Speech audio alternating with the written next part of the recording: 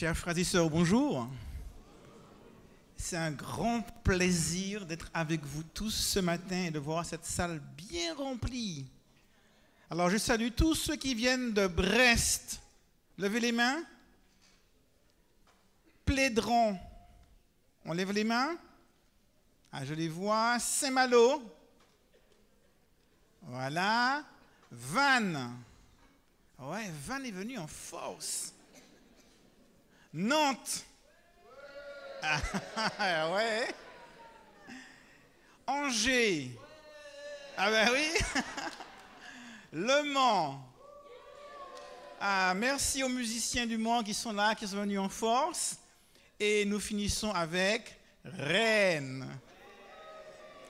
Merci de nous accueillir dans cette salle qui est magnifique. J'aime beaucoup la décoration. Mais ce que j'aime de plus dans cette salle, ce sont vos sourires. Et pour toute l'équipe de la fédération, c'est vraiment un grand privilège d'être avec vous aujourd'hui et de pouvoir donc vivre ce temps fort spirituel. Merci à chacun d'entre vous. Je vois que ça bouge dans la région de l'Ouest. Alors je remercie beaucoup les pasteurs qui se donnent et qui travaillent avec vous, qui exercent leur ministère, le pasteur Jean-Richard Bossou, le pasteur José Boulet, le pasteur Fabien Antoc et en intérim le pasteur Élionné Raja-Arona. Mais je sais que les églises du Mans et d'Angers attendent avec impatience leur pasteur qui arrivera, c'est promis, pour le 1er janvier. Donc le pasteur Élionné a déjà pris rendez-vous pour vous le présenter le sabbat 4 janvier. Donc nous pensons à vous, vous n'êtes pas oubliés. En tout cas, toute l'équipe de la fédération pense beaucoup à vous. Nous prions pour vous et nous vous remercions de prier pour nous également afin que Dieu puisse continuer à nous bénir et que vous puissiez continuer à être des témoins, des lumières pour Dieu dans cette partie de la France. Amen. Y a-t-il des enfants dans la salle? Ah oui, je n'ai pas entendu. Y a-t-il des enfants dans la salle? Ah ouais. Je vais demander à tous les enfants de venir près de moi devant. Enfin, les petits-enfants, parce que nous sommes tous des enfants. Allez, tous les enfants, venez près de moi. Tous les enfants, bougez, bougez, venez. Ah ouais, il y a plein d'enfants. Allez, venez les enfants, venez, venez, venez, venez, venez. Ah ouais.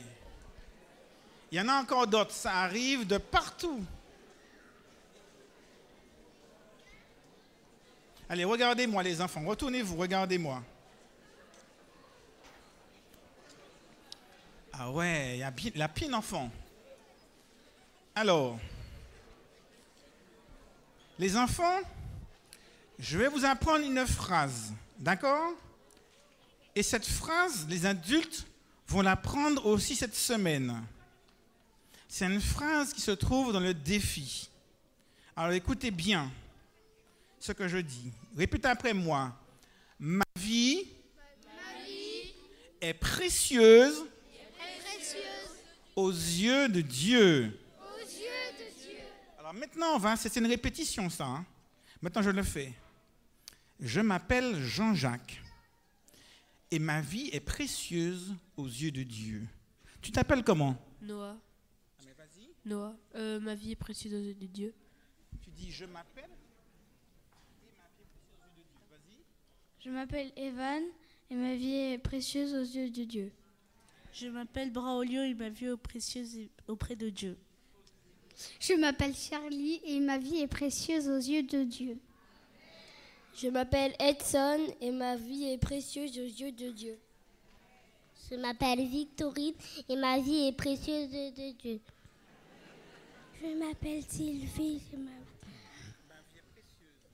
vie est précieuse aux yeux de Dieu.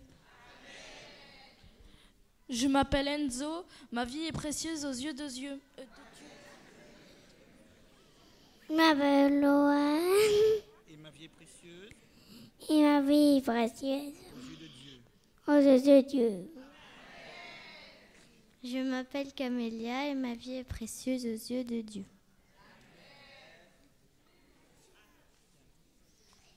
Et Père génial.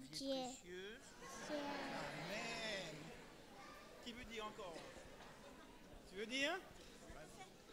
Je m'appelle Noah et ma vie est précieuse aux yeux de Dieu. Amen.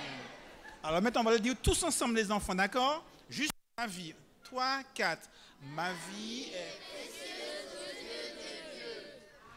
Je me demande si les adultes sont capables de faire aussi bien que les enfants. On leur demande, les enfants? Oui. Allez, on vous demande. 1, 2, 3. Ma vie est précieuse aux yeux de Dieu. Amen. Nos vies sont toutes précieuses aux yeux de Dieu. Et cette semaine, durant toute la semaine, on va se le rappeler. On peut faire le défi facile, mais vous pouvez faire le défi moyen en même temps. Et puis le défi difficile, audacieux aussi. Alors le défi vous est lancé à tous durant la semaine. Les enfants, je vais vous raconter une histoire. L'histoire de monsieur qu'on appelle monsieur Périchon.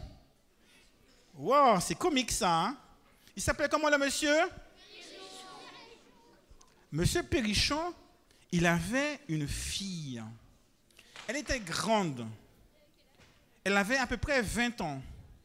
Elle était en âge de se marier. Et elle voulait se marier. Et il y avait 2 jeunes hommes qui voulaient bien l'épouser. Le premier s'appelait Alain. Il s'appelait comment? Alain. Et le deuxième s'appelait Pierre. Il s'appelait comment? Alain et Pierre voulaient bien épouser la fille de M. Périchon. Et à l'époque, c'est des papas qui disaient, c'est l'époque ancienne, hein, les papas qui disaient, ah, je veux bien que ma fille puisse épouser tel monsieur. Donc le papa devait choisir auquel des deux il allait accorder la main de sa fille. À Alain ou à Pierre? Vous auriez dit quoi, vous? Alain, Pierre, et vous auriez dit quoi, vous? Pierre, Alain, mais pourquoi vous auriez choisi Pierre? Vous n'en savez rien. Alors, M. Périchon s'est dit, j'ai une idée.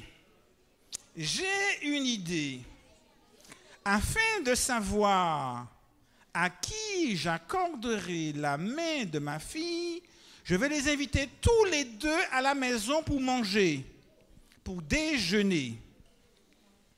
Et c'est ainsi que M. Périchon a fait Madame Périchon a fait un bon repas. Ça sentait très bon. Et M. Périchon a invité Alain et Pierre pour venir à la maison manger. Et après le repas, M. Périchon a dit, et si on allait se balader? Et tout le monde est parti faire une grande promenade sur le long de la mer, le long de la côte. Il y avait des falaises et on pouvait voir la mer, les oiseaux, les mouettes et tout cela.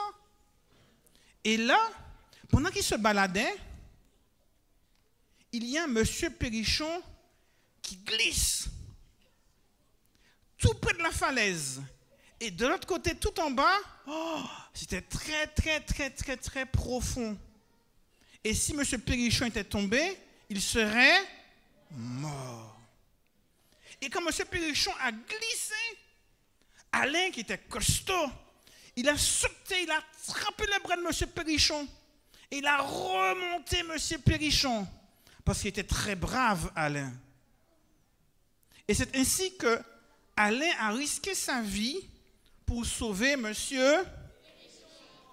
Alain s'est dit, je pense que j'ai marqué des points. M. Périchon voudra me choisir afin que je puisse épouser sa fille, parce qu'il a vu que je suis courageux, que je suis fort, que je suis généreux et que j'ai pris le risque j'ai risqué ma vie pour pouvoir sauver M. Périchon. Et ils ont continué à se balader, ils marchaient. Et là, pendant qu'ils marchaient, l'autre jeune homme qu'on appelle Pierre a glissé lui aussi. Et comme il était tout près de M. Périchon, M. Périchon, c'était à son tour de tendre la main pour rattraper Pierre et empêcher Pierre de tomber. Ouf! Tout le monde est retourné sain et sauf à la maison. tous les deux ont fait preuve de générosité. Alain a risqué sa vie pour sauver monsieur. Et lui, monsieur Périchon, a risqué sa vie pour sauver Pierre. À la fin de la journée, à qui monsieur Périchon va-t-il accorder la main de sa fille?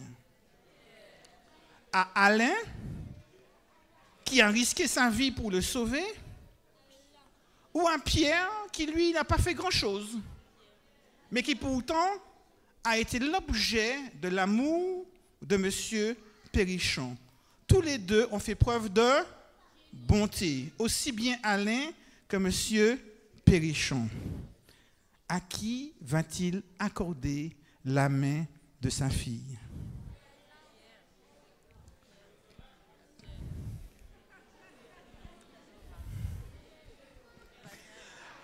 Pour le savoir, écoutez bien le sermon qui va suivre. Vous pouvez aller à vos places, les enfants. Ah, mais je vais vous le dire tout à l'heure. Attention.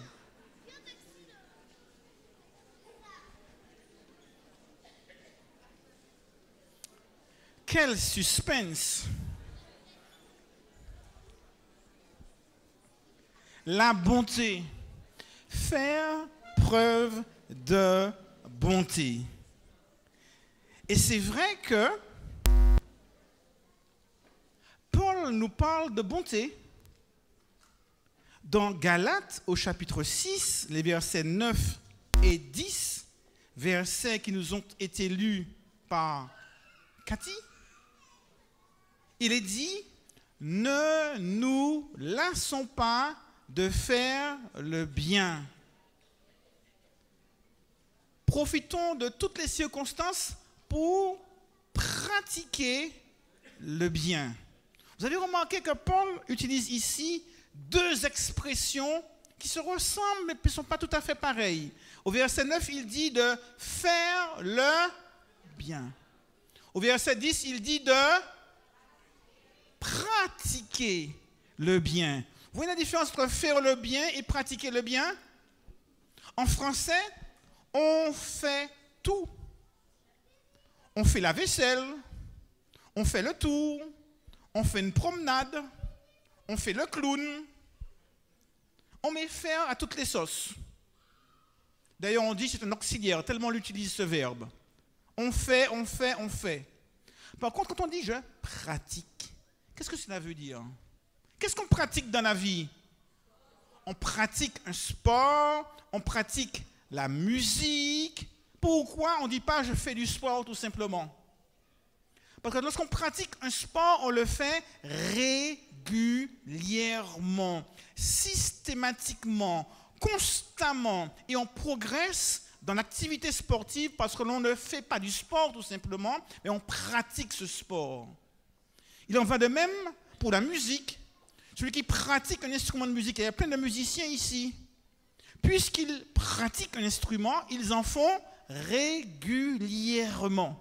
Et parce qu'ils pratiquent régulièrement de leur instrument, ils progressent en musique. Alors Paul ne veut pas simplement que nous fassions le bien. Paul dit, je voudrais que vous puissiez pratiquer le bien. Autrement dit, le faire de manière régulière, de manière systématique. Et pour lui, c'est le lot devoir du chrétien de pratiquer le bien. C'est la raison pour laquelle nous avons voulu mettre toute la fédération au défi à travers le carnet de bord pour pouvoir pratiquer le bien. D'ailleurs, vous avez vu sur les kakémonos, qu'est-ce qui est marqué?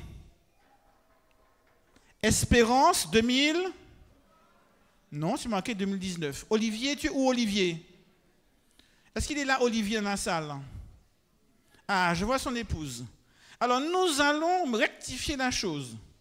Alors, on veut marquer non pas 2020, 2019, mais 2020. Parce que l'espérance, est-ce qu'elle s'arrête en 2019? L'espérance, c'est 2019, 2020 et plus encore. Voici Olivier avec des crayons. Et Olivier va rectifier 2019 pour nous montrer bien que l'espérance est jusqu'en 2020 et même au-delà. Alors vous allez remarquer, dans le nouveau logo d'espérance, vous avez sur le carnet de bord. Vous avez votre carnet de bord avec vous? Certains? Oui? Regardez le logo qui est juste devant. Vous avez marqué que le 2020 est écrit avec quoi? Un cœur. Les deux zéros forment un cœur. Parce que le cœur, c'est le symbole de... Et que nous voudrions que vous puissiez pratiquer des actes de bonté. Et donc nous voulons également ajouter un sous-titre à Espérance 2020. Et le sous-titre, c'est quoi? Espérance 2020, hein? Alors on va reprendre ça pour que vous n'ayez pas remarqué le petit détail qui a changé. Il y a eu toute l'équipe à réfléchir à ces petits détails pour vous. Espérance 2020, un style de vie. Autrement dit, ce n'est pas simplement une question de faire une campagne d'évangélisation. C'est plus que faire un événement. C'est plus que faire une campagne d'évangélisation. Espérance 2020, c'est pouvoir, chacun d'entre nous, prendre l'habitude de pratiquer la bonté les uns envers les autres. Et on a l'impression que c'est facile. Et c'est vrai qu'il y a plein de défis qui sont faciles. Mais on ne se rend pas compte que la bonté n'est pas quelque chose qu'on doit pratiquer de temps à autre, mais essayer de le faire régulièrement, tous les jours, à la maison, au travail, dans la rue, où que nous soyons. Et Paul va préciser, pratiquons le bien envers qui? Ah, vous n'avez pas bien lu le verset. Alors, on va le projeter peut-être. Qu'est-ce qui est marqué dans Galates au chapitre 6, les versets 9 et 10? Le verset 10 nous dit, pratiquons le bien. Et j'espère que le verset va s'afficher à l'écran. Il y était tout à l'heure. Voilà, verset 10. Pratiquons le bien envers... Ah non, je ne vous ai pas entendu. Pratiquons le bien envers... Tous. Et c'est là que les choses se gâtent. Lisons ensemble ce que Jésus va dire dans Matthieu au chapitre 5. Matthieu, chapitre 5.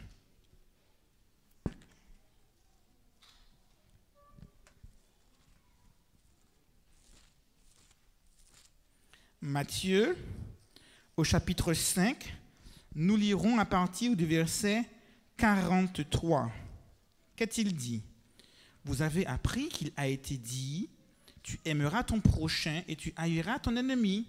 Mais moi je vous dis, aimez vos ennemis, bénissez ceux qui vous maudissent, faites du bien à ceux qui vous haïssent et priez pour ceux qui vous persécutent et qui vous maltraitent, afin que vous soyez fils de votre Père qui est dans les cieux.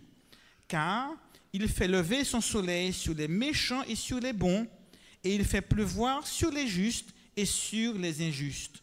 Et il pose une question, Jésus. Si vous aimez ceux qui vous aiment, quelle récompense méritez-vous? Les publicains aussi, n'agissent-ils pas de même? Et si vous saluez seulement vos frères, que faites-vous d'extraordinaire? Les païens aussi, n'agissent-ils pas de même? Soyez donc parfaits, comme votre Père céleste est parfait. C'est compliqué ça. Hein?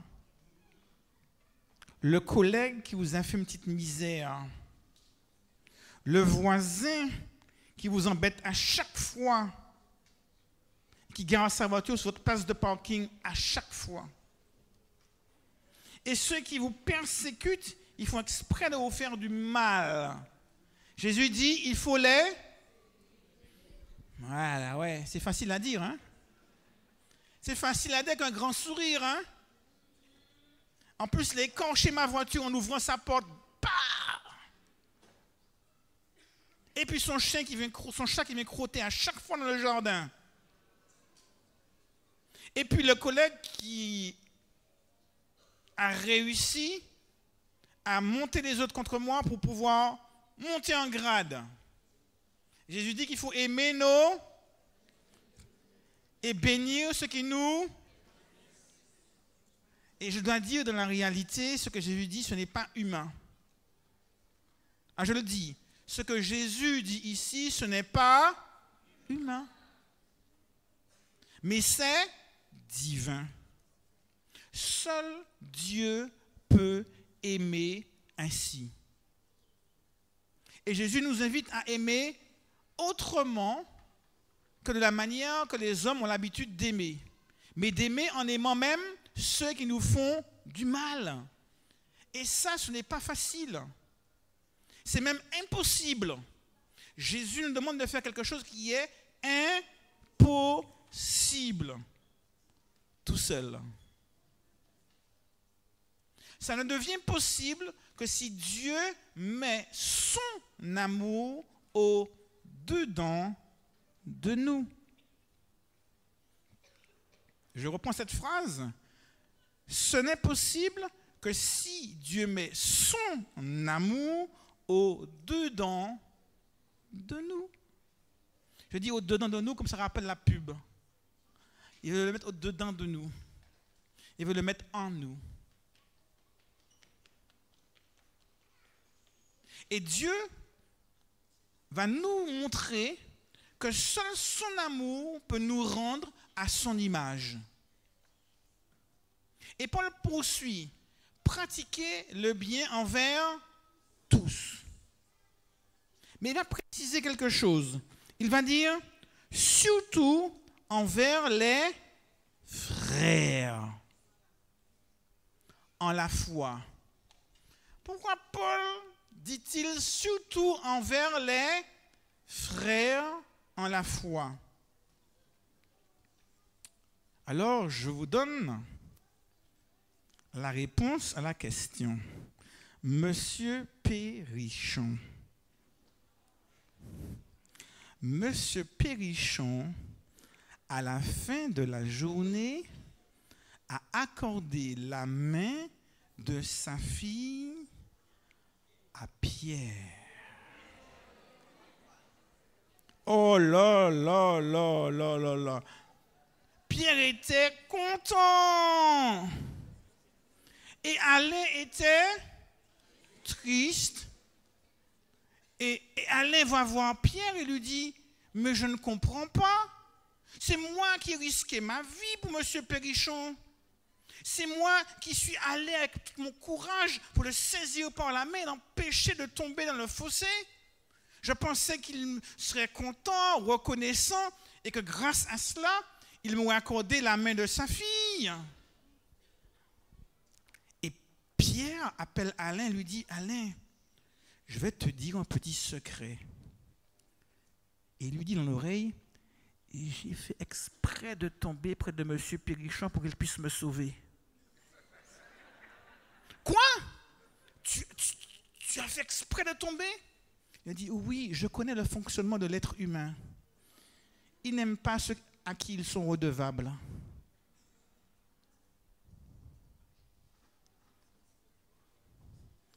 Vous savez, on peut avoir beaucoup d'amour pour le pauvre petit misérable qui, tout là-bas en Asie, a subi le tsunami. Et on va donner des millions et des millions d'euros pour le pauvre petit asiatique qui a souffert du tsunami. Mais si le même petit asiatique emménage près de chez nous et puis a construit une maison plus grosse que la nôtre, avec piscine en plus, aïe, aïe, aïe, aïe, aïe, aïe, aïe, aïe, aïe, c'est plus difficile de l'aimer. Parce que l'on confond la pitié et l'amour. C'est facile d'avoir pitié. Et on aime le pauvre tant qu'il reste pauvre. Reste pauvre que je puisse continuer à t'aimer. Mais si tu commences à devenir riche et être mon concurrent, là, c'est pas pareil. Le véritable amour ne se mesure pas à ma capacité à aimer le plus petit, tout pauvre et tout misérable. Il se mesure à ma capacité à aimer même celui qui a réussi et qui a plus que moi. Je suis tellement content que tu aies pu avoir cette place de responsable d'équipe, de chef d'équipe. En fait, je la voulais ardemment parce que c'est vraiment une bonne position professionnelle. Et je me réjouis que tu aies pu l'obtenir parce que je suis sûr que cette position te plaira. Ça peut paraître presque bizarre hein, de la bouche d'un collègue qui se jetait la place et qui avait envie de la promotion. Mais c'est l'autre collègue qui l'a.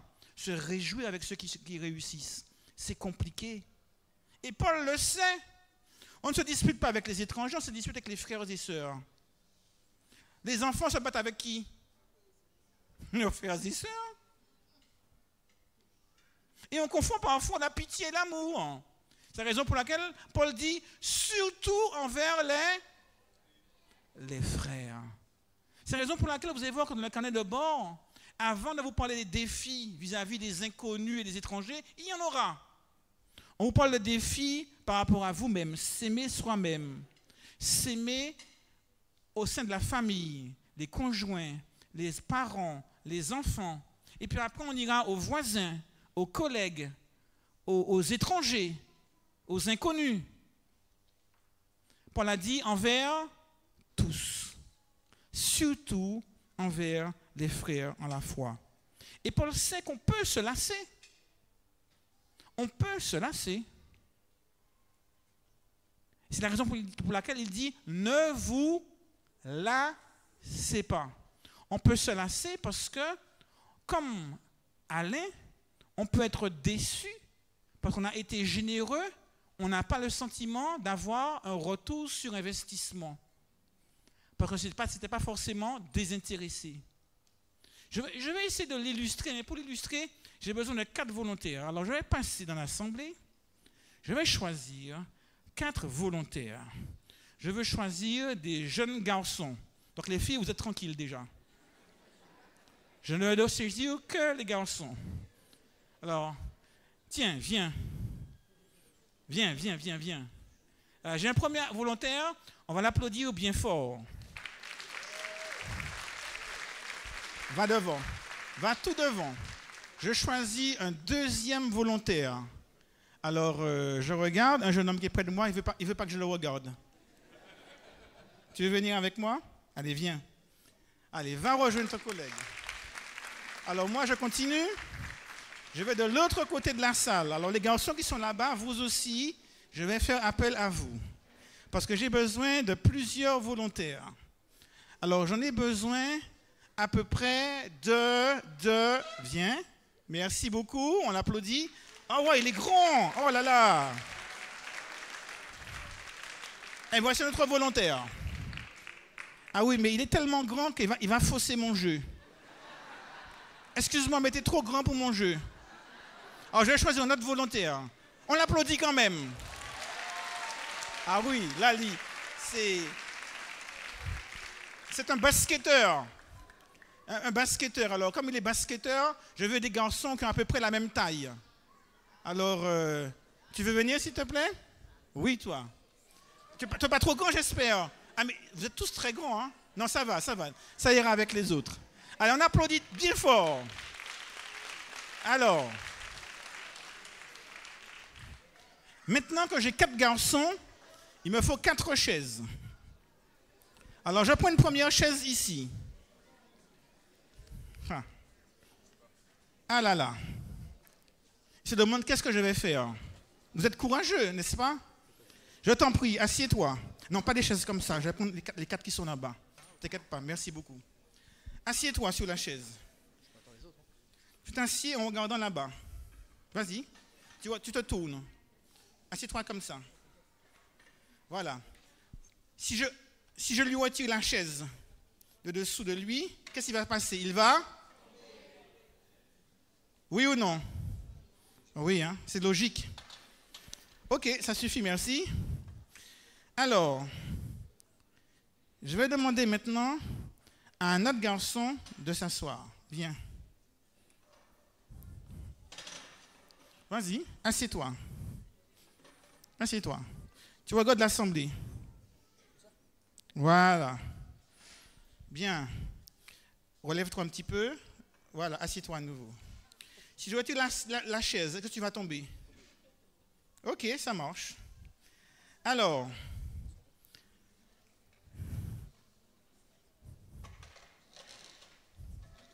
assieds-toi.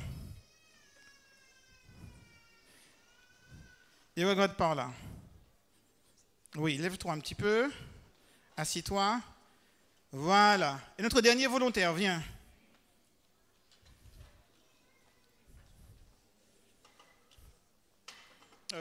Oui. Vas-y. Non, c'est pas comme ça. Je vais tourner la chaise. Comment? Oui. Voilà, c'est ça.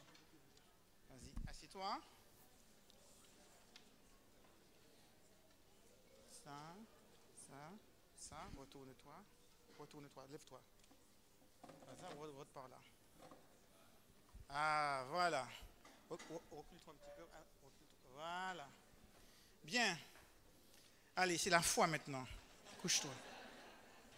Garde tes pieds par terre. Garde tes pieds pliés. Est-ce que tu es bien là? Il est à l'aise là, lui, hein? Lève-toi. Assieds-toi. Et appuie-toi. Tu te sens à l'aise, toi? Il a l'air stressé, lui. Elle est super stressée. Relaxe-toi. Fais confiance. Lève-toi. Vas-y, assieds-toi. Vas-y. Allez. Ah, là, ouais. Mais garde tes pieds pliés. Voilà. Est-ce qu'ils sont à l'aise? Ils ne sont pas à l'aise, hein? Allez, bon. Eh bien, on va y aller.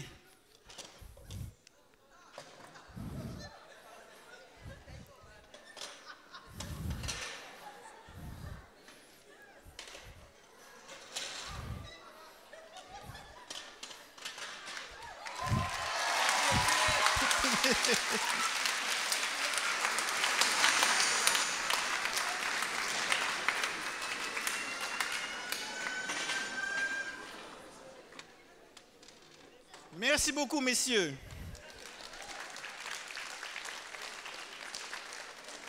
C'est bon. Qu'est-ce qui fait qu'ils ont pu tenir? Ils s'appuyaient l'un sur l'autre. Alors, si Johan qui était là disait « Oh non, j'ai plus envie qu'il s'appuie sur mes jambes », et qu'il retire ses jambes, qu'est-ce qui se passe? Celui qui était là, il serait... Mais une fois tombé, l'autre qui était sous ses jambes à lui serait... Et si lui il tombait, celui qui était là, il serait... Et donc, Yoran, qui au départ aurait retiré ses jambes, serait à son tour... On a besoin les uns des autres. Si nous voulons construire l'Église, on ne peut pas construire l'Église tout seul. Et construire l'Église veut dire s'appuyer les uns sur les autres en manifestant l'amour.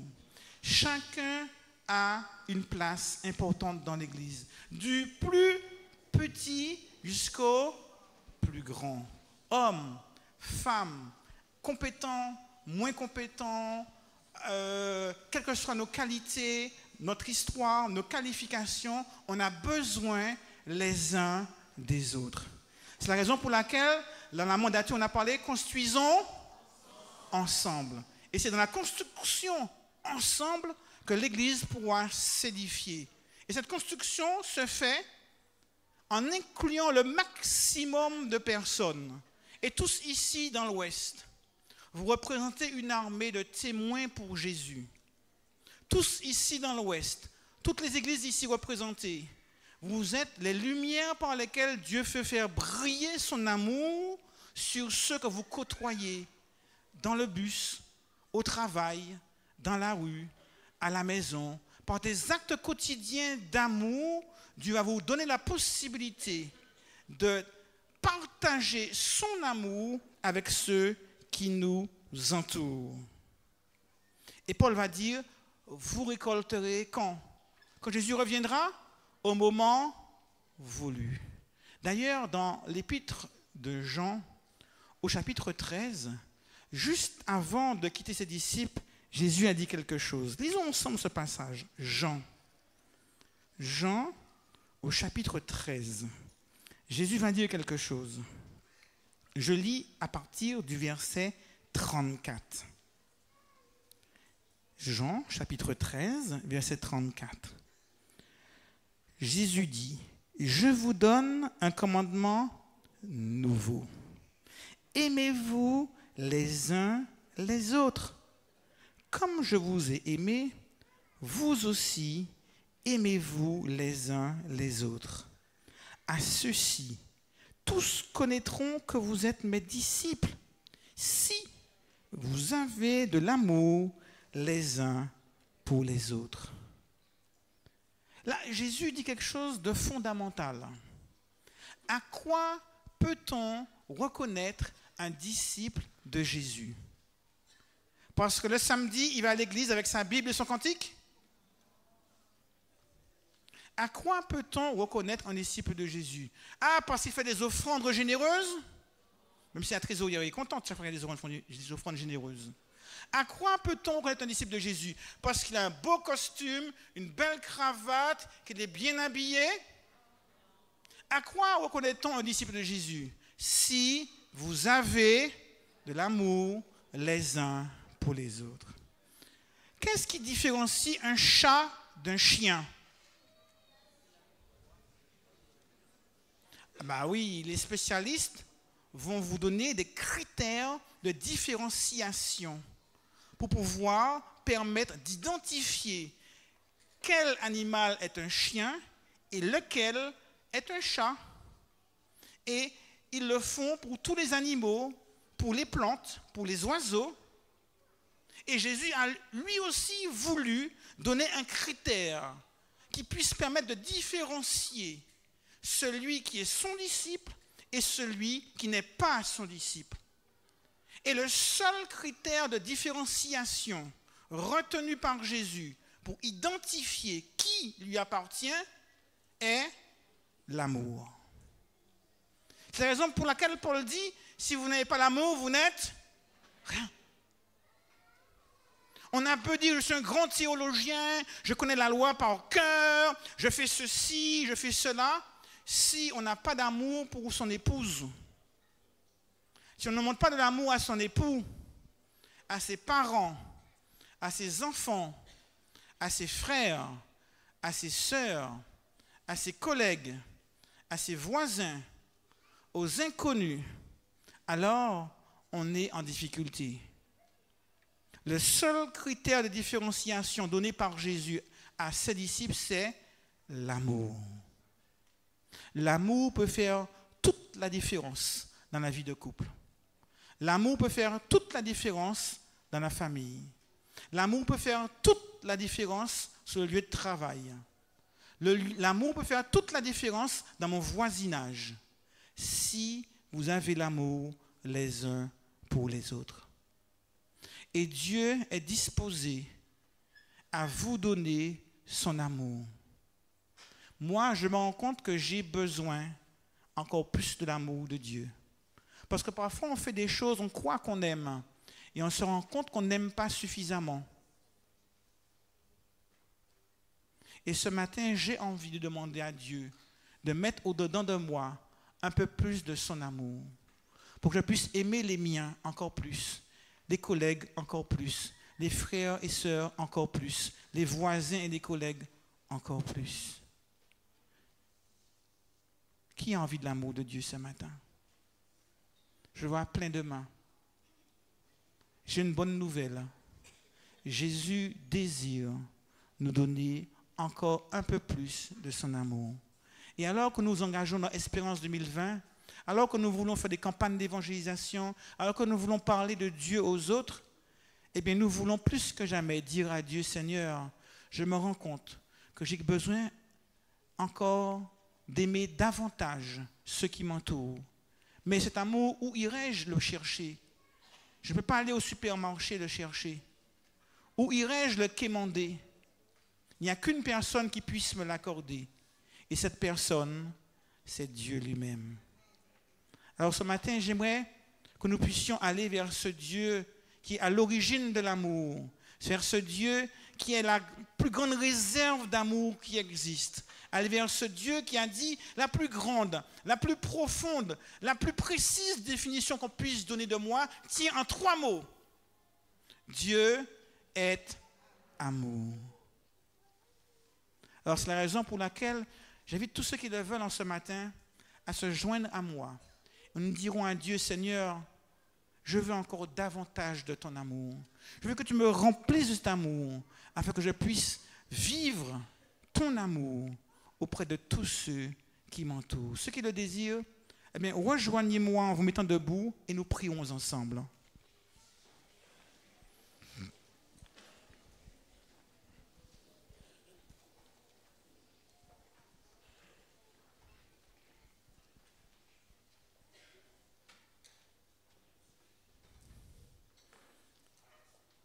Notre Dieu, notre Père céleste, il n'y a rien qui peut se définir mieux que l'amour, car tu es amour. Et nous voyons que depuis que le péché est entré dans ce monde, il est difficile pour l'humain, il est difficile pour moi, il est difficile pour nous de vivre cet amour au quotidien. Parce que ce monde est rempli de méchanceté, d'injustice, de toutes sortes de choses qui nous blessent, qui nous font du mal. Et nous voyons que c'est un vrai défi parfois de continuer à manifester l'amour, même dans la difficulté. Mais tu as dit, Seigneur, que tu es amour et que tu désires mettre un peu de toi-même, un peu de ta personne en nous, pour nous remplir de qui tu es et nous aider à aimer nos frères, nos proches, nos conjoints, notre famille, nos voisins, nos collègues, nos amis, nos camarades, nos rencontres, nos inconnus, les étrangers, même ceux qu'on ne connaît pas, Seigneur. En ce matin, nous voulons que tu fasses un miracle dans nos vies, en déversant ce matin selon ta promesse, ton amour. Tu as dit, demandez et l'on vous donnera. Alors ce matin, oui, nous osons. Nous osons te demander, Seigneur, nous voulons quitter cette salle avec une dose d'amour plus grande en nos cœurs que celle que nous avions en y venant. Seigneur, nous voulons quitter cette salle avec la conviction que tu as répondu à cette prière et que tu auras mis ton amour en nous, Seigneur, pour nous aider à mieux aimer, à aimer comme toi seul tu peux aimer.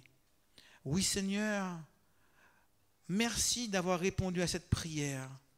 Merci d'avoir mis ton amour en nous et puisse-t-il grandir chaque jour toujours plus, afin que les autres, en nous voyant, puissent te voir ta grâce, ta miséricorde, ta bonté, ton amour, et qu'ils puissent à leur tour avoir envie de t'accueillir dans leur vie.